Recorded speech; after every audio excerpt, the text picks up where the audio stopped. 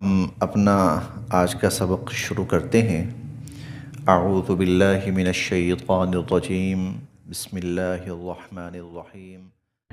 ومصدقا لما بین یدی من التوراة ولأحل لکم بعض الذی حرم علیکم وجئتکم بآیۃ من ربکم فاتقوا اللہ واطیعون۔ یہ حضرت عیسیٰ علیہ السلام کی گفتگو کا سلسلہ ہے کہ انہوں نے لوگوں سے کہا کہ میں اللہ کی طرف سے نبی اور رسول بن کر تمہارے پاس آ چکا ہوں، اور میری نبوت اور رسالت کی دلیل وہ نشانیاں ہیں جو اللہ تعالیٰ نے مجھے دی ہیں کہ میں مردوں کو زندہ بھی کروں گا اللہ کے حکم سے، اور میں بیماروں کو، نابیناؤں کو بینا بھی کروں گا، اور مریضوں کو تندرست بھی کروں گا، اور میں گارا لے کر اس سے کوئی نہ کوئی پرندہ اس کی شکل بنا کر اس میں پھونک ماروں گا تو وہ تمہارے سامنے اڑتا ہوا اور زندہ ہو کر اڑنا شروع کر دے گا۔ یہ اللہ کے حکم سے میں یہ سارے کام کروں گا۔ یہ میری نبوت اور میری رسالت کی نشانی اور علامت ہے۔ تو اس طرح ان کی گفتگو چل رہی تھی، اور ابھی وہی گفتگو ابھی باقی ہے، اسی گفتگو کا سلسلہ ابھی چل رہا ہے۔ ومصدقا، اور میں تصدیق کرنے والا ہوں، ومصدقا، اور میں تصدیق کرنے والا ہوں، لما، اس کی جو، بین یدیّ، پہلے سے موجود ہے، من التوراۃ، تورات، ومصدقا لما بین یدی من التوراۃ، اور جو تورات پہلے سے موجود ہے میں اس کی تصدیق کرنے والا ہوں، اور لی، تاکہ، احل، میں حلال کروں، وَلِأُحِلَّ، اور تاکہ میں حلال کروں، لکم، تمہارے لیے، بعض، کچھ وہ چیزیں، الذی، جو، حرم، حرام کی گئیں، علیکم، تم پر، وَلِأُحِلَّ لَكُمْ بَعْضَ الَّذِي حُرِّمَ عَلَيْكُمْ، اور تاکہ میں تم پر کچھ وہ چیزیں حلال کروں جو تم پر حرام کی گئی۔ وجئت، اور میں آیا ہوں، کم، تمہارے پاس، وجئتکم، اور میں آیا ہوں تمہارے پاس، بآیۃ، نشانی لے کر، من ربکم، تمہارے پروردگار کی طرف سے، تمہارے رب کی طرف سے، تمہارے پروردگار کی طرف سے، وجئتکم بآیۃ من ربکم، اور میں تمہارے پروردگار کی طرف سے ایک نشانی لے کر تمہارے پاس آیا ہوں۔ فاتقوا اللہ، اللہ سے ڈرو، واطیعون، اور میرا کہا مانو۔ فاتقوا اللہ، پس تم اللہ سے ڈرو، واطیعون، اور میرا کہا مانو۔ اس میں باقی تو تقریباً ساری باتیں واضح ہیں۔ ہر نبی اپنے سے پہلے جو اللہ کی کتاب اتری ہوتی ہے اور جو وحی اتری ہوتی ہے، ہر نبی اس کی تصدیق کرتا ہے، اور تصدیق اس لیے کرتا ہے تاکہ اس کی امت اللہ کی طرف سے اتری ہوئی کتاب کو اللہ کی کتاب تسلیم کرے اور اس پر ایمان لائے۔ یہ ہر شخص کے لیے لازمی ہے، ضروری ہے کہ اللہ کی طرف سے جتنی بھی وحی اتری ہے وہ اس پر ایمان لائے۔ وہ الگ بات ہے کہ لوگوں نے اس میں اپنی طرف سے تبدیلی کر دی ہو، وہ لوگوں کا معاملہ، لیکن ہر فرد کے لیے لازمی ہے کہ وہ اللہ کی طرف سے اتری ہوئی وحی، کتاب کی شکل میں، صحیفے کی شکل میں، کسی بھی شکل میں اس پر ایمان لائے۔ تو یہ تو بات واضح۔ دوسری بات، وَلِأُحِلَّ لَكُمْ بَعْضَ الَّذِي حُرِّمَ عَلَيْكُمْ، اور میں کچھ وہ چیزیں تم پر حلال کروں جو تم پر حرام کی گئی تھیں۔ کچھ چیزیں اصلاً حلال تھیں، کچھ چیزیں اصلاً حلال تھیں، لیکن بنی اسرائیل کی سرکش طبیعت کی وجہ سے، بنی اسرائیل کی سرکش طبیعت کی وجہ سے اللہ تعالی نے وہ حلال چیزیں بھی ان پر حرام کر دی تھی۔ اس کی تفصیل جو ہے وہ انشاءاللہ ہم سورہ الاعراف میں 8ویں پارے میں پڑھیں گے، وہاں تفصیل کے ساتھ یہ واقعہ بیان ہوتا ہے سارا، بلکہ سورہ الانعام ہے، سورہ الانعام ہے، وہاں پر ہم تفصیل کے ساتھ یہ پڑھیں گے۔ چوتھے پارے میں بھی ہم پڑھیں گے، شروع میں آئے گا کچھ چیزیں، تو کچھ چیزیں بنی اسرائیل کی سرکشی کی وجہ سے ان کے اوپر حرام کی گئی تھیں، حالانکہ وہ چیزیں اصلاً حلال تھیں۔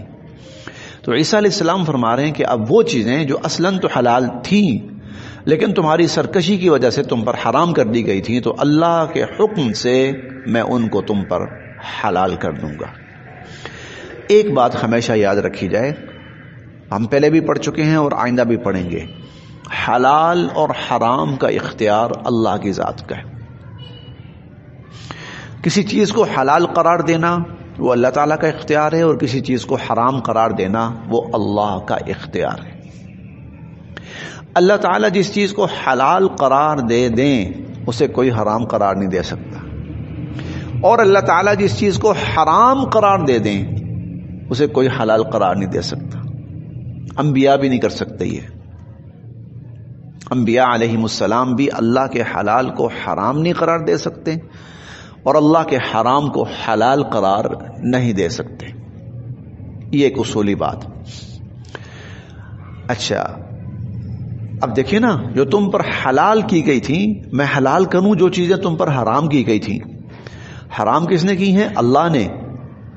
تو عیسیٰ علیہ السلام اپنی طرف سے حلال نہیں کر سکتے اللہ کے حرام کو۔ جو چیزیں تم پر حرام کی گئی تھی وہ اللہ کی طرف سے حرام کی گئی تھی۔ اب عیسیٰ علیہ السلام اگر وہ کہہ رہے ہیں نا میں حلال کروں گا، اللہ کے حرام کو حلال کروں گا، اس کا مطلب صرف ایک ہے، اور وہ یہ ہے کہ اللہ پاک نے مجھ پر وحی نازل فرمائی ہے کہ وہ تمام چیزیں جو پہلے حرام کی گئی تھیں اب ان کے لیے حلال کر دی گئی۔ دوسری سطح پہ آئیں، اسے تھوڑا سا آگے آئیں۔ اگر اللہ تعالیٰ نے کسی چیز کی حلت اور حرمت کا فیصلہ نہیں کیا اور اس کا اختیار نبی کو دیا ہے، تو پھر نبی بھی کسی چیز کو حلال یا حرام قرار دے سکتا ہے۔ لیکن نبی بھی جو حلال یا حرام قرار دیتا ہے نا، تو وہ بھی اللہ ہی کی وحی سے ہوتا ہے۔ وہ جو سورۃ النجم میں ہم پڑھیں گے نا، وَمَا يَنطِقُ عَنِ الْهَوَىٰ إِنْ هُوَ إِلَّا وَحْيٌ يُوحَىٰ، کہ یہ نبی اپنی مرضی سے کوئی بات نہیں کہتے، بلکہ وہ اللہ کی طرف سے وحی آئی ہوتی ہے جس کے مطابق وہ بات کرتے ہیں۔ اس سے مراد یہ نہیں ہے کہ کوئی بھی بات نبی اپنی مرضی سے نہیں کرتے، ایسا نہیں ہے، کرتے ہیں۔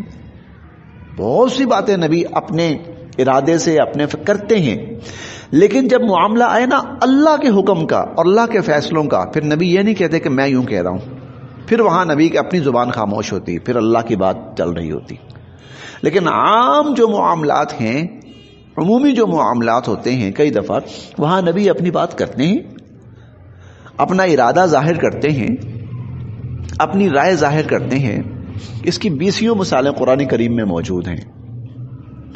میں صرف ایک مثال عرض کرتا ہوں اور پھر ہم آگے چلتے ہیں۔ یہ ہم 9ویں پارے میں پڑھیں گے، بلکہ 10ویں پارے میں، سورۃ التوبہ کے اندر۔ غزوہ بدر کے قیدی جو تھے، کیا کیا جائے؟ حضور علیہ الصلوۃ والسلام نے مشورہ کیا صحابہ کرام سے۔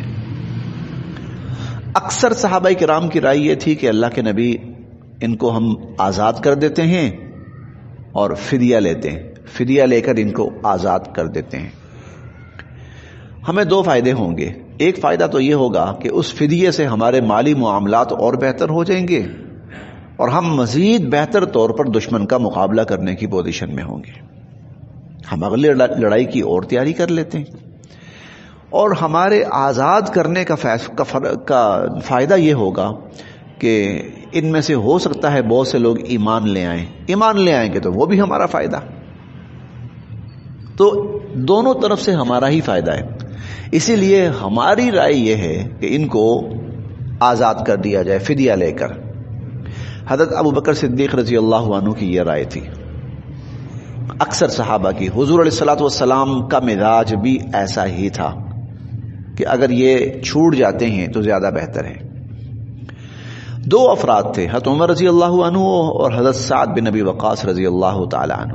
ان دو کی رائے یہ تھی کہ اللہ کے نبی بڑا اچھا موقع ہے، یہ سارے ہمارے ہاتھ میں ہیں اور ان کا خون بہا دیا جائے، ان سب کو قتل کر دیا جائے تاکہ کفر کی کمر ہی ٹوٹ جائے. بالکل بڑے بڑے لڑنے والے مارے گئے اور یہ چند بڑے اور بھی ہمارے ہاتھ میں.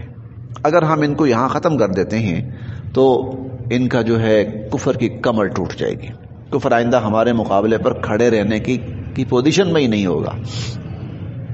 اب یہ دو آراء آئیں. حضور علیہ الصلوۃ والسلام نے فرمایا کہ اے ابو بکر و عمر، اگر تم کسی ایک بات پہ متفق ہوتے تو میں کبھی تمہاری مخالفت نہ کرتا.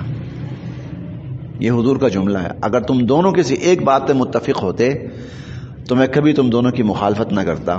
لیکن اب بہرحال یہ ہے کہ یہاں مجھے ایک رائے کو اختیار کرنا پڑے گا، اور آپ نے اپنی رحم دلی کی بنا پر، شفقت اور نرم دلی کی بنا پر آپ نے اس بات کو زیادہ پسند فرمایا کہ ان قیدیوں کو آزاد کر دیا جائے اور اس کے عوض فدیہ لے لیا جائے. اس پر اللہ تعالیٰ کی طرف سے آیت نازل ہوئی، ما کان لنبی ان یکون له اسرا حتی یسخن فی الارض. نبی کو یہ قیدی اپنے پاس نہیں رکھنے چاہیے تھے بلکہ زمین میں ان کا خون بہا دینا چاہیے تھا. تریدون عرض الدنیا، تم دنیا کا سامان چاہتے ہو کہ ہماری معاشی حالت بہتر ہو جائے گی اور ہماری مالی حالت بہتر ہو جائے گی. واللہ یرید الآخرہ، اللہ تو آخرت چاہتے ہیں. تو جہاں کوئی واضح ہدایت نہ ہو وہاں نبی اپنی رائے سے کوئی نہ کوئی فیصلہ کرتا ہے. نبی اپنی رائے سے کوئی نہ کوئی فیصلہ کرتے ہیں. جہاں اللہ کی طرف سے واضح حکم موجود نہ ہو یا انتظار کرتے ہیں یا پھر باہمی مشورے سے کوئی نہ کوئی فیصلہ کرتے ہیں. لیکن جہاں اللہ کا حکم موجود ہے وہاں نبی صرف عمل کرتا ہے، بس. وہاں اختیار نہیں ہے، وہاں اس نے صرف عمل کرنا ہوتا ہے. اس لیے بارہا کہا گیا واتبع ما یوحی الیک من ربک، آپ کے رب کی طرف سے جو وحی کی گئی ہے اس کی اتباع کریں، اس کی پیروی کریں. حضور علیہ الصلوۃ والسلام نے سورۃ تحریم میں، ہم 28ویں بارے میں پڑھیں گے، شہد حلال تھا، واقعہ تفصیل سے ہم پڑھ لیں گے. پھر آپ نے کسی وجہ سے قسم کھا لی کہ میں آئندہ شہد نہیں پیوں گا، قسم کھا لی تو گویا ایک حلال چیز تھی اس کو حرام کر لیا. تو اللہ کے الفاظ دیکھیے، اللہ تعالیٰ کے الفاظ بعینہ الفاظ اللہ تعالیٰ کے، یا ایھا النبی لما تحرم ما احل اللہ لک. جو چیز اللہ تعالیٰ نے آپ کے لیے حلال کی ہے آپ اس کو کیوں حرام کر رہے ہیں؟ جو چیز اللہ نے آپ کے لیے حلال کی ہے آپ اس کو کیوں حرام کر رہے ہیں؟ قد فرض اللہ لکم تحلۃ ایمانکم، اللہ نے لازم کر دیا ہے، فرض کر دیا، لازم کر دیا ہے کہ اب اس قسم کو آپ توڑیں اور پھر اس کا کفارہ ادا کریں. تو جہاں اللہ کا واضح حکم موجود ہے، یہ ہے نا، یہ میں نے اس لیے عرض کی ساری بات کہ بظاہر الفاظ سے یوں لگ رہا ہے کہ نبی کے پاس اختیار ہے کہ وہ اللہ کے حلال کو حرام بھی قرار دے سکے. نہیں، نبی کے پاس یہ اختیار نہیں ہوتا کہ اللہ کے حرام کو اپنی مرضی سے حلال قرار دے سکے. ہاں، اللہ کے حرام کو اللہ کے فیصلے سے حلال قرار دے سکتا ہے. وَلِأُحِلَّ لَكُمْ بَعْضَ الَّذِي حُرِّمَ عَلَيْكُمْ، اور میں تم پر حلال کروں گا کچھ وہ چیزیں جو تم پر حرام کی گئیں. گویا اللہ کی طرف سے فیصلہ ہے. وَجِئْتُكُمْ بِآيَةٍ مِّن رَبِّكُمْ، اور میں تمہارے پاس تمہارے پروردگار کی طرف سے ایک آیت، ایک نشانی لے کر آیا ہوں. فَاتَّقُوا اللَّهَ، تم اللہ سے ڈرو، وَأَطِيعُونِي، اور میرا کہا مانو. ان اللہ، بے شک اللہ تعالی، ان اللہ، بے شک اللہ تعالی، ربی، وہ میرے بھی رب ہیں، وربکم، اور تمہارے بھی رب ہیں. ان اللہ ربی وربکم، بے شک اللہ تعالی میرے بھی رب ہیں اور تمہارے بھی رب ہیں. فاعبدوہ تم اسی کی عبادت کرو. ھذا یہی ہے، صراط راستہ، مستقیم سیدھا. ھذا صراط مستقیم یہی سیدھا راستہ ہے. یہاں پہ آ کے حضرت عیسیٰ علیہ السلام کی بات مکمل ہو گئی. فلما پھر جب احسا محسوس کیا حضرت عیسیٰ علیہ السلام نے، احس عیسیٰ جب حضرت عیسیٰ علیہ السلام نے محسوس کیا، منہم ان لوگوں سے یعنی یہود سے، کیونکہ ابھی تک یہود تھے، جب ان یہود کی طرف سے یہ ساری گفتگو، یہ ساری تقریر مختلف مواقع کا خلاصہ ہے. یہ مختلف مواقع پر جو ان کی تقریریں ہوئی، لوگوں کے سامنے جو بیانات ہوئے، جو تبلیغ ہوئی، جو نصیحت ہوئی، یہ ان کا خلاصہ ہے. لیکن اس ساری محنت، کوشش، پیغام سب کا نتیجہ بظاہر کیا نظر آ رہا ہے؟ فلما احس عیسیٰ جب حضرت عیسیٰ علیہ السلام نے محسوس کیا، منہم ان سے، الکفر کفر، جب حضرت عیسیٰ علیہ السلام نے ان سے کفر محسوس کیا، یعنی یہ لوگ مجھ پر ایمان لانے کے لیے تیار نہیں ہیں، قال تو فرمانے لگے، من کون، انصاری میرا مددگار بنے گا، اللہ اللہ کی راہ میں. من انصاری اللہ اللہ کی اس راہ میں کون میرا مددگار بنے گا. قال فرمانے لگے، الحواریون حواریین کہنے لگے، حواریین کہنے لگے. حواریین یا حواریون یہ وہ لوگ کہلاتے ہیں جو حضرت عیسیٰ علیہ السلام پر ایمان لائے، یہ ان کے حواری کہلائے. یہ کچھ نسبتاً نچلے طبقے کے لوگ تھے. انہوں نے حضرت عیسیٰ علیہ السلام کی باتیں سنی، انہیں یہ باتیں سچی لگی اور وہ حضرت عیسیٰ علیہ السلام پر ایمان لانے کے لیے تیار ہوئے. ان کو قرآن کریم نے حواریین کہا ہے. قال الحواریون تو حواریین کہنے لگے، نحن ہم، انصار اللہ ہم اللہ کے مددگار ہیں. آمنا ہم ایمان لائے، باللہ اللہ پر، ہم اللہ پر ایمان لائے. واشہد اور آپ گواہ رہیے، بأننا کہ بے شک ہم مسلمون مسلمان ہیں، ہم مسلمان بن رہے ہیں، ہم فرما برداری اختیار کر رہے ہیں. واشہد اور آپ گواہ رہیے، بأننا مسلمون کہ بے شک ہم فرما بردار بن رہے ہیں، ہم مسلمان بن رہے ہیں. ربنا اور یہ ان کی دعا ہے، ربنا اے ہمارے رب، آمنا ہم ایمان لائے، بما اس پر جو انزلتا آپ نے نازل فرمایا. آمنا بما انزلت اے ہمارے رب جو آپ نے نازل کیا ہم اس پر ایمان لائے. واتبعنا اور ہم نے پیروی کی، الرسول اس رسول کی یعنی حضرت عیسیٰ علیہ السلام کی. فاکتبنا آپ لکھ لیجئے ہمیں، یہ لفظی معنی ہے لکھ لیجئے، لیکن اس سے مراد شامل کر دیجئے. یا اللہ آپ ہمیں شامل فرما لیجئے، مع ساتھ، الشاہدین گواہی دینے والے. اے اللہ جو آپ کے رب ہونے کی گواہی دیتے ہیں اور حضرت عیسیٰ علیہ السلام کے اللہ کے نبی ہونے کی گواہی دیتے ہیں، ہمیں بھی ان میں شامل فرما دیجئے. وَمَكَرُوا اور انہوں نے چالیں چلی. یہ یہود ہیں، یہ یہود ہیں. اس کا تفصیلی تذکرہ وہ انشاءاللہ 6 پارے میں آئے گا اور اختصار کے ساتھ آگے بھی آتا جائے گا. جب یہود نے یہ دیکھا ہمارا پردہ چاک ہو رہا ہے، وہ ہم نے اپنے اوپر ایک جو مذہبی تقدس کا ایک لبادہ جو ہم نے اوڑھا ہوا تھا، اور ہم نے ایک اجارہ داری جو قائم کی ہوئی تھی کہ مذہب کے دعوے دار ہم ہی ہیں اور مذہب صرف ہمارا ہی ہے اور کوئی دعویٰ نہیں کر سکتا، وہ عیسیٰ علیہ السلام سب کچھ کھول رہے ہیں. لوگوں کو بتا رہے ہیں کہ یہ تو ظالم جو ہیں، یہ اللہ کے بندے بننا چھوڑ کر، اللہ کی طرف بلانے کی دعوت چھوڑ کر یہ تو خود خدا بنے بیٹھے ہیں. بڑے سخت ترین الفاظ کہے یہود کو حضرت عیسیٰ علیہ السلام نے، بہت ہی سخت ترین الفاظ حضرت عیسیٰ علیہ السلام نے، کیونکہ ان کا کردار بڑا ہی غلیظ ہو چکا تھا. بنی اسرائیل کے جو لوگ تھے، یہود کے جو لوگ تھے، ان کا مذہبی کردار بہت غلیظ ہو چکا تھا۔ حضرت عیسیٰ علیہ السلام نے اس پر سخت ترین الفاظ، ان کو خاص طور پر فوکس کیا کہ اصل ذمہ دار اور اصل قصوروار تم ہو، کہ تم نے لوگوں کو بجائے اللہ کا دین بتانے کے، تم نے تو سارے کاروبار شروع کر رکھے ہیں دین کے نام پر، دنیا مال و دولت کمانا، منافع کمانا، پتہ نہیں جنت کا ٹکٹ بیچنا اور کیا کچھ۔